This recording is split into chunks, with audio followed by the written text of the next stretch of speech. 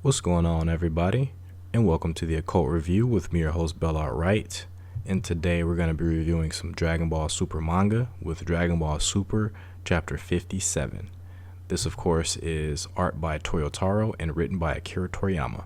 And if you guys want to follow along, you just want to go to viz.com /Shonen Jump, and you want to find the Dragon Ball manga, and you want to go to it and read along with me.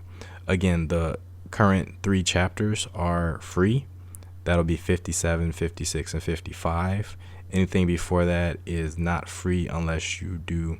It's not free, but you have to subscribe to viz.com, the Shonen Jump part of the website, and that'll be, they only charge you $1 a month.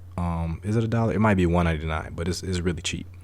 So again, this is I'm gonna provide you guys that link in the description below. So just look out for that so you guys can read along with me. But of course, I will be providing images to help you along a little bit. I'm not going to be providing too many images because I want you guys to actually go and read it. And I don't want to be hit with a copyright strike. So we start off the manga very differently this time. Instead of getting the title page, we start off with a really cool spread of the Z Fighters all around the world taking on Moro's gang.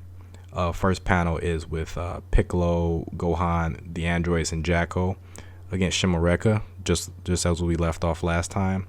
The other panels are Krillin versus Yunba, Roshi versus the three women, Tien and Chaozu versus the Metal Man, and Yamcha versus a new combatant. You can call him, he's kind of like a goblin or maybe like a lizard salamander type dude. So we switch over to the next page, and we see Moro is atop his ship with Sangenbo, and they're checking out the battlefield below. And this chapter is called Battles Abound, so you know that we're in for a couple of good fights here. And right away, we enter into some cool stuff. We see that Bulma's on the lookout with the other characters, including Dende, Popo, Eska, Mai, Pilaf, Shu, Chi-Chi, and Ox King. So what's cool here is that Bulma has actually rigged some drones. You can actually say she created these drones, and they're going around the battlefield a la Dr. Giro's little beetle thing that he used to monitor the fights with the androids and Cell. Dr. Giro used it to gather data, I believe, for Cell. And Bulma here is using it just to watch in on the fights. So this is a really cool use of Bulma. I'm glad that Toyotaro, I'm pretty sure this is probably a Toyotaro thing. He probably kind of thought ahead to a way that the other characters can look at the battlefield, can look at the fights. And this is really cool. So and a cool use of Bulma. So yeah, they're actually on the lookout with various monitors watching the fight, watching all the fights take place. And the thing is though about this is we don't see the actual drones in action, but we do see the images on screen. So Chi-Chi, Pilaf gang congratulates Bulma, and kind of just they're just like on her team, I guess. They're just complimenting her and stuff. And Chi-Chi is saying some off the wall stuff. She says she can watch her little Gohan now. Gohan's a grown ass man, Chi-Chi. I don't know about this little stuff that you're talking about. And she's disappointed to see that Krillin's the one on the screen. And from there we cut to Krillin's fight with Yumba, which is really good. Krillin's throwing a multitude of Destructo discs. Really Kienzan, we can call it Kienzan at Yumba. And this section has some really freaking cool artwork. This makes me really enjoy this fight between these two.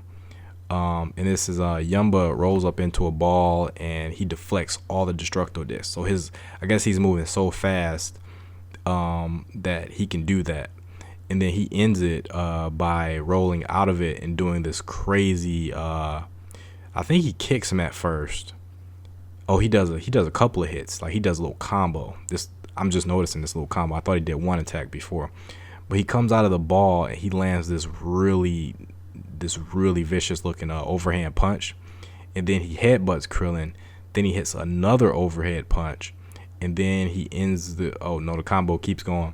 Then he hits like a stomp, like a spinning stomp. Keep in mind, he's still spinning as he's doing each of these attacks. Then he ends the attack with the double-handed axe handle down, which me and my boys back in the day used to call the Vegeta, because Vegeta used to use it so often. but really all the Dragon Ball characters use this double hand axe handle smash. And yeah, he puts Krillin down in the dirt. So this is a really neat combo. You guys got to check out this art. I'm only going to be able to show you guys like one picture, but it's a neat freaking looking combo. So definitely check that out.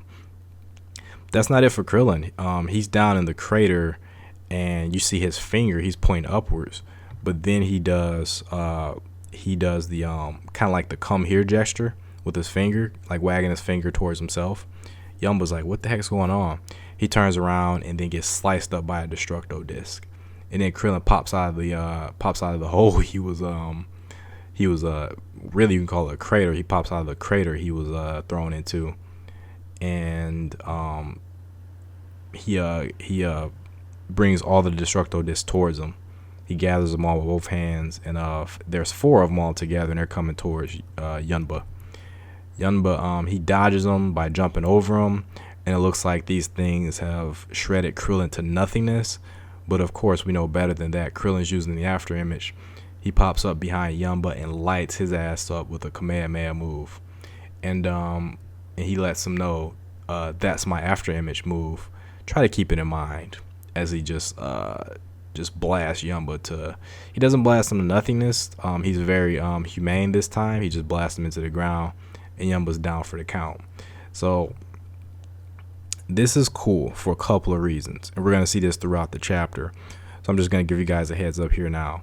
This is a equal fight between 2 combatants of similar power levels. For this to happen in Dragon Ball requires quite a lot of suspension of disbelief for the most part. The fact that all these fights are going to be more or less on an even level. This requires a lot of suspension of disbelief for Dragon Ball. But the thing is, it really works because you really want to see other characters besides Goku and Vegeta do some cool stuff. And if we have to suspend our disbelief a little bit for fighters like Krillin to get somebody that they're evenly matched with, I'm a-okay with that, because I really did love this fight with Krillin and Yumba. It was short to the point, but it had some really good choreography and really good uses of their power. So I'm really glad that Krillin can do that, and that Krillin can get the W too. Oh my goodness, Krillin got a freaking W here. My word, doesn't that just make you so happy? Like, Krillin's not my favorite character, but I always thought he was cool. I always thought he was super cool, especially when I went back and watched Dragon Ball. I always thought Krillin was really cool, and now he actually gets to do stuff. So I'm into this. So going forward, we're gonna see a lot more of this, a lot more of more equal matchups. Not exactly equal, but the fighters are gonna be in the same power playing field.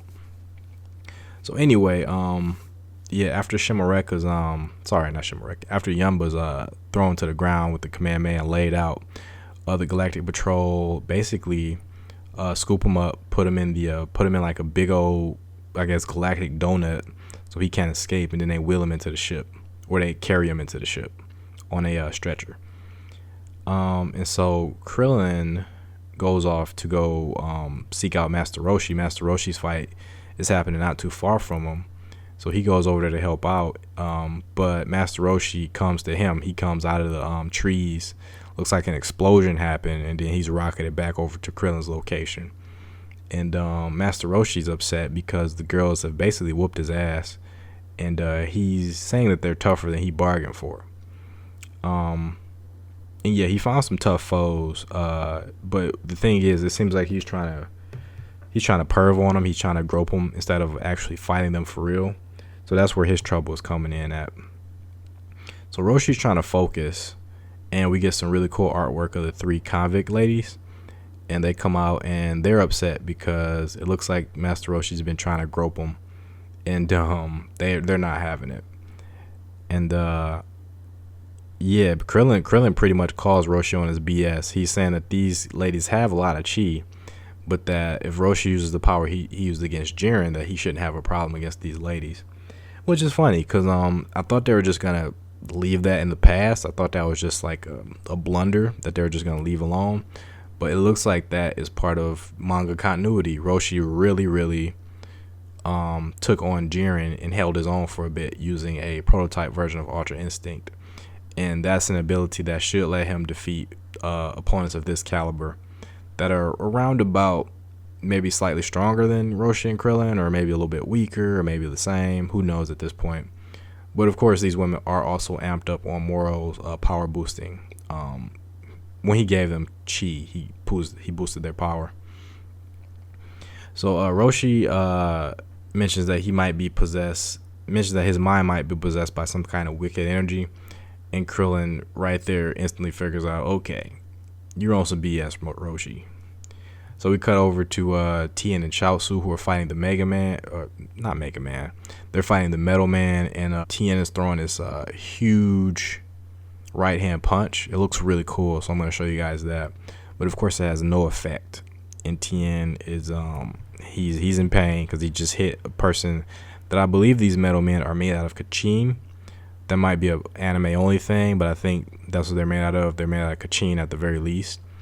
And there's nothing Tien can do about that. So they get some more information about the Metal Man, because for some reason Tien forgot what type of alien this was. So he has to get some information from the Galactic Patrollers, and they remind him that he's fighting a Metal Man. And it's right here that Tien actually remembers that he remembers Magetta from Universe 6. So I don't know why he didn't remember Magetta at first, but after the Galactic Patrollers mention that he's a Metal Man, he remembers it then. This might just be a consideration for the reader, but it just comes off as a little bit weird because Tien was straight up at that tournament, so he would remember, because this character looks almost just like Magetta. There's a few differences, but he's very similar visually. So then we get some more funkiness.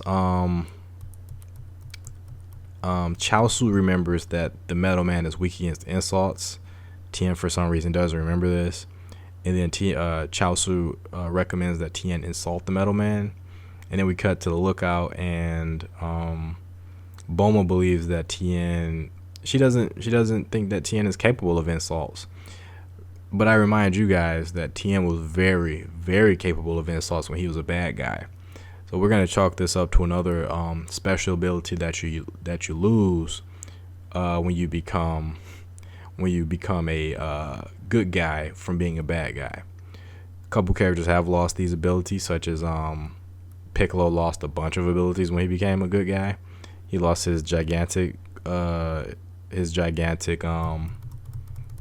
his ability to become gigantic. He also lost his evil containment wave. He only did it like one time in the Super Anime. He lost a few other things that he barely does anymore. He barely does the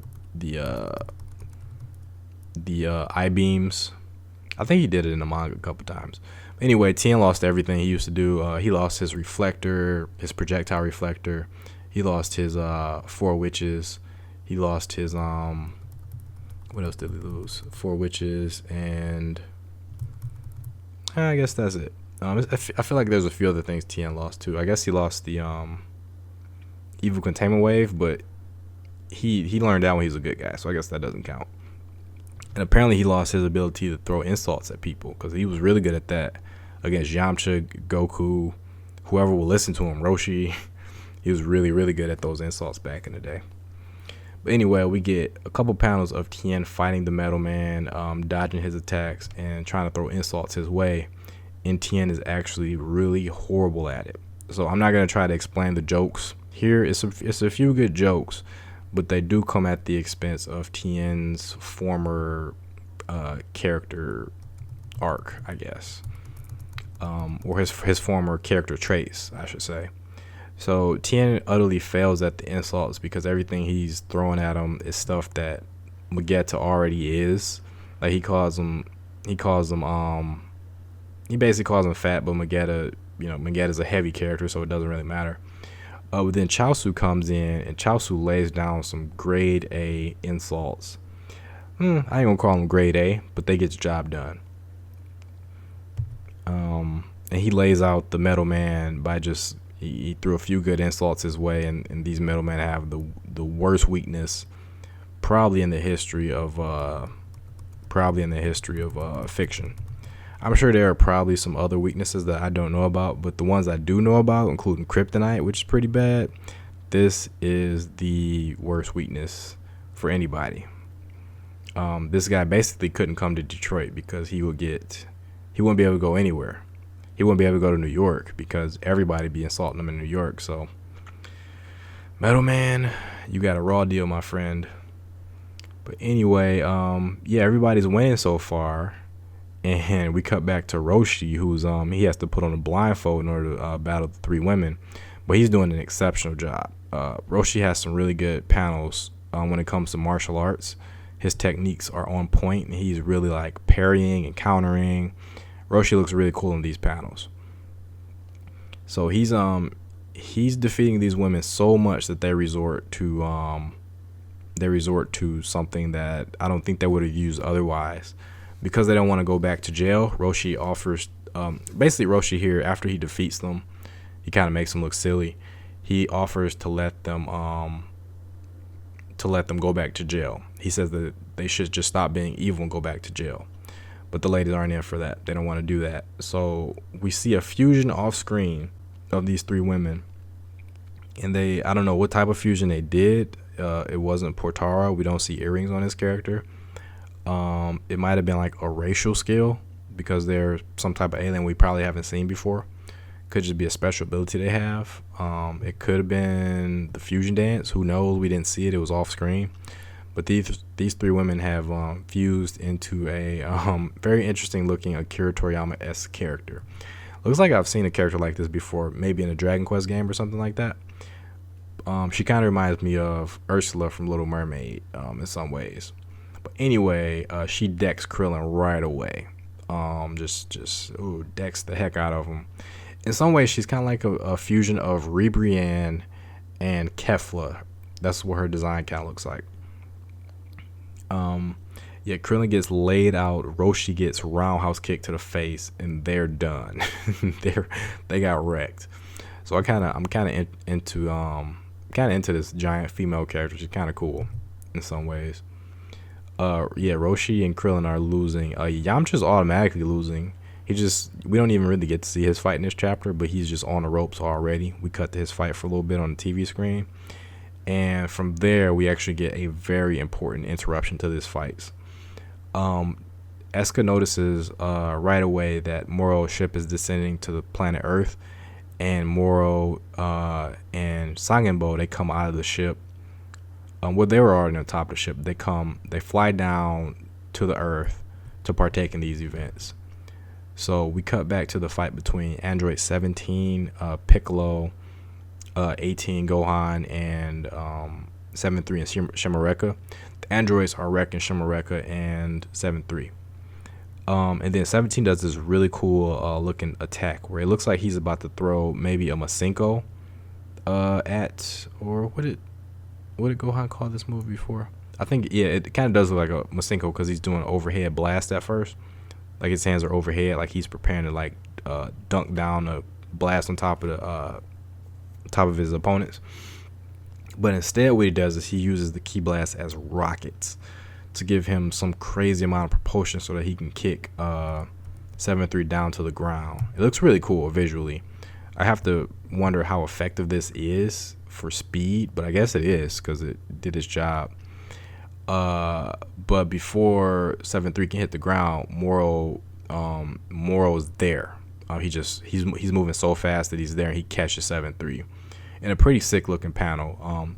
The way Moro is drawn here kind of reminds me of Perfect Cell. It's like the same sort of a smug satisfaction. And yeah, everybody's freaking out that Moro's there. And Piccolo's like, yeah, so he's the big boss. So yeah, 7-3 is a disappointment to Moro because he didn't want him to use that ability. What I'm mentioning is actually Moro's ability. And 7-3's wrecked, man. His body is thrashed thanks to Gohan and Piccolo's, you can call it father-son special beam cannon, I guess. And he just tossed the 7-3 to the ground. 7-3's like, hey man, I had to use that attack, otherwise I would have automatically lost. Like I couldn't do anything without your ability. That's why I had to do it. So instead of Moro just being petty and just killing him right there, he thinks that there's more he can do with 7-3. He thinks he'll require his power again, so he tasked Shimareka with helping him to recover because he thinks 7-3 will come in handy later, which he very well could. which he very well might, I should say. And so Shimoreka flies off with 7-3. 17 wonders they should let him go, but they ignore that because in front of them is Moro, and if Moro wants to let them go, what the hell are they going to do about it? So they're just kind of trying to assess the situation here. And they can sense this chi. They can sense there's something really, really strange about his chi, including the fact that it feels like he's got the death cries of countless people, that the chi feels pure evil. And Jacko basically doubles down and tells Gohan that that's because it's from the energy he's stolen from everybody he's killed. And that shocks Gohan, but Moro is just like, where the heck are the Saiyans I fought before? They aren't here. Gohan mentions that they'll be back, that they're training to beat Moro, Blabbermouth, and that they'll be back soon. But right here, he holds his ground and he says that until then, protecting Earth is our job. I love this. Gohan, Piccolo, Android 17, 18. This is the B team when it comes to protecting the Earth. This is your backup. This is how it always should have been when Goku and Vegeta weren't around. It always should have been Gohan and Piccolo at the forefront with 17 and 18 up there too, because they're not as strong as Goku and Vegeta. But if they're not around, who the fuck are you going to call to protect the Earth other than these four? And of course, you're going to have the humans too. I consider the humans at this point the C team. They can be included in the B team too. That doesn't really, you don't always have to separate them in tiers, but I think it's really cool. I think it's really, really freaking cool that these guys are stepping up finally, that they aren't just waiting for Goku and Vegeta. So Moro gives Gohan a compliment. You don't lack for boldness, but calm yourself. I'm in high spirits. So Moro just wants to mess around a bit. He's having a good time. And I think Gohan asks, why is that exactly? Moro says, because I had the good fortune of coming upon this planet. There aren't many out there teaming with so many high energy individuals, which makes sense because besides, nowhere else has this many strong people other than Moro's very own crew, who seem to be nearly evenly matched with these folks. But that's because Moro is sharing his own power with them anyway. And Moro says it will be a waste to consume you all at once, and that he'll be going about preparing this dish. Well, he asks, how should I go about preparing this dish? And that is when Sangenbo stands up, and he says he should be the one to cook these individuals to his liking. And from there, Moro powers him up and asks Sangenbo to leave them alive so that he can snack on them later. What's interesting though is that Sangenbo was gung-ho to fight all four of these guys himself without the power-up. But now that he got the power-up, maybe he'll be more than a match for him. He starts off right away by punching the ever-loving hell out of Android 17. Thankfully, 17 is strong enough to block most of the damage, but it takes the entirety of the Earth fighters that are here right now to actually block Sangenbo's attack. In this panel, I'm actually going to post the thing that this reminds me of. This panel of everybody, including Jacko, trying to stop Sangenbo reminds me of the Identity Crisis panel with all the Justice Leaguers trying to stop Deathstroke, and them like hanging on to him and desperately trying to get him to stop. So I wonder, was that something that inspired Toyotaro? I'll make sure to post that image in this video here. But anyway, this Sangenbo guy is just pure power, and he's hyped up on Moro's power too. So this is really cool. He does this really cool whirling attack where he takes Gohan and 17 by the head and uses them to smack around everybody else. And then he plants these guys face first into the ground. Only one left standing is Piccolo. And Jacko's like, yeah, that's not the Sangenbo I know. And then Piccolo's like, man, we still got to deal with all this before we even get to Moro. So then we cut back to Earth. Tien is done with his fight, and he goes to team up with Yamcha to take on the lizard-looking guy, who he says his name is, I believe this is Zoyogi. Let me see if I can zoom in. Zoyogi. He's the advisor to Sangenbo. He's an advisor to Sangenbo's Galactic Bandit Brigade. So he's pretty high up, it seems like. And he even says that he's a cut above all the other convicts. So everybody that Yamcha fought is nothing compared to this guy. Maybe even he might even be like Sangenbo's right hand man. He might even be above, maybe not the likes of 73, but maybe even Shimareka and Yumba. So these guys, they're gonna have to team up to fight Zoyogi. See if I can remember that. And then back where we left Krillin and Roshi, they're having trouble. They're hiding away from the gigantic fused convict woman, and they're just, Roshi's like his old body is not gonna last, and Krillin's like, you know what? If we're gonna lose, I'm gonna go down swinging. So this is classic Krillin is back. I'm really digging this Krillin. I only wish in the manga he had his same storyline from the anime where he had his PTSD and he had to overcome that. Then it would have made more sense in the manga. But Krillin has this brilliant idea of using his last bit of power to attract Goku to Earth. So he's hoping that this will attract Goku. So I'm guessing he's going to use all his power, but that doesn't quite make sense to me because you'd think Goku would be able to sense the likes of Gohan, Piccolo, at least those two, because they would have more power than Krillin. They'd be exerting much more power than Krillin at the moment. But we're going to ignore that. Goku's flying a spaceship.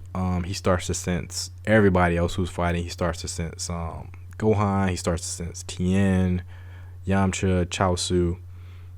And he can barely sense their chi on the Earth. But Krillin basically has the right amount of chi for him to sense, which is kind of bullshit because even with his chi fading, Gohan probably still has a lot more chi than Krillin, but whatever. We need some dramatic stakes here. So Krillin does this. He hops up on a rock, and as he flares his ki up, Goku hones in on him, but Krillin's about to get annihilated because the giant convict fusion woman is bearing down on him, about to squash him probably in a huge Mongolian chop. And just as that's about to happen, you see her get rocketed back and knocked the hell out.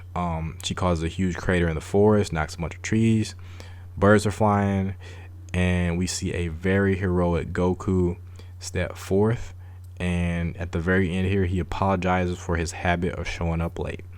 And the very next chapter is going to hit next month, March 20th. So overall, I really enjoy this chapter. I do really enjoy the use of the Z Fighters, very much so more effective than the Tournament of Power, than the Frieza forces, the Z Fighters versus Frieza forces. Very much so more effective than either one of those things, because these guys got to fight all around the world, one-on-one skirmishes. They relied on their own skills. And of course, at the very end, we get the save by Goku. But the thing is, I'm okay with this. I'm okay with this because Krillin got to show his stuff. He already had a fight. He had a fight, a really good fight.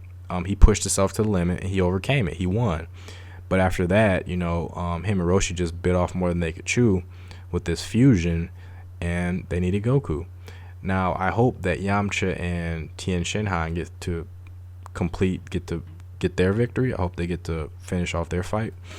But if they don't, I wouldn't be too disappointed at that either, because Tien got his win. Yamcha got his W's too. He didn't get a W over a really interesting opponent though, but he did get his W's. He got to look cool, so I wouldn't be super duper disappointed in that. I would like everybody to just be able to take care of their own problems. What I'm predicting is that Vegeta's gonna come and he's gonna take out. He's gonna be the one to fight Sangenbo. I think Goku's gonna take on Moro, and he's probably gonna lose, and then it's gonna be up to Vegeta to fight Moro, and then they're probably gonna fight him together. I think that's how this arc's gonna play out. And of course, we already established that Sangenbo is probably too much for the Earth fighters. I think next chapter what'll happen is Goku will be fighting Moro. Gohan, Gohan, Piccolo, and the androids are going to be fighting Sangenbo, and they're going to get wrecked. Gohan might transform, maybe, possibly, but I think he's going to get wrecked. And when I say transform, I mean he might go completely ultimate. I don't know if that's a thing in the manga or not. But I think ultimately it's going to be Vegeta versus Sangenbo, Goku versus Moro. Goku loses to Moro, Vegeta steps up, does his technique, it fails, then Goku and Vegeta versus Moro, something like that. I think that's how it's going to play out. But yep, this was great, and this probably marks the end of the Z Fighters versus Moro's forces, and that was a very good part of this arc. I really enjoyed it, and I give all the credit to Toyotaro. I don't think this is necessarily a Toriyama idea. I give all the credit to Toyotaro, unless I find out otherwise. But yeah, I hope it's the same going forward. I hope Toyotaro always finds opponents for each of the Z Fighters to fight that are more along the lines of their power level, or at least, at the very least, somebody that they can fight with the skills they have. So even if the opponent is a lot stronger than them, that they can use their techniques and wits and various ways to outmaneuver that opponent and get the W, or at least look good going down. So, dude, the last couple of chapters, man, last maybe 3 chapters, been really on point. Credit to Toyotaro. I want to see this shit animated and put to animation by Toei or Madhouse or something like that, because I'm really hyped on it. And to have this expanded upon too would be really fantastic. Also, big shout outs to Bulma for her drones. That was a really cool and neat idea. A really cool use of Bulma, making her more important and more useful in these fights. So hope you guys enjoyed this review. If you did, go ahead and leave me a like, comment, and subscribe. And I hope you guys enjoy my videos going forward. I'm going to go ahead and play around with this format. Probably make something a little bit shorter next time. Or at least going forward, I'm going to try to make things a little bit shorter. But if you guys like this format, or if you didn't like it, let me know. Let me know ways I can improve, because this channel is brand new. I'm going to be coming out with new content other than Dragon Ball as well. I'm putting some thoughts into that. But yeah, let me guys know what you think. So take care, guys. Appreciate you. Thanks for watching the video. Thanks for subscribing. Thanks for leaving comments and liking the video. Till next time, guys. Have a good day. Peace.